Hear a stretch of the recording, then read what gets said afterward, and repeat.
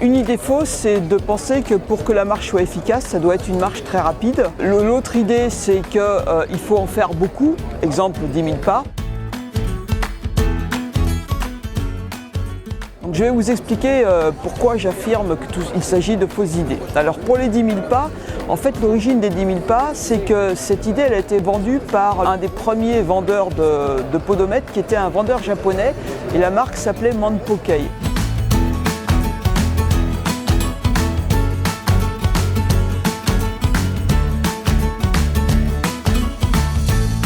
Et Manpokei en japonais ça veut dire 10 000.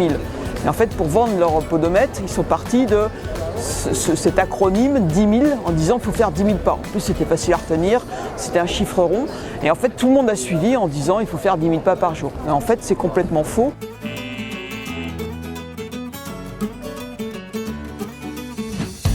En fait, les études montrent très bien, il y a des études américaines sur des grandes cohortes qui montrent que quand on compare des gens qui ne font pas du tout de marche par rapport à des gens qui marchent régulièrement, on met tous les facteurs de risque au même niveau et on mesure la mortalité sur des dizaines d'années. Et bien entre les gens qui marchent 2200 pas par jour et ceux qui marchent 4400 pas par jour, il y a ceux qui marchent 4400 pas par jour ont un taux de mortalité qui est diminué de 41%.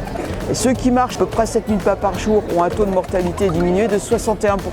Et au-delà, on n'a pas d'effet bénéfique. Donc en conclusion, ce qu'il faut retenir de tout ça, c'est que marcher un peu, c'est mieux que pas du tout.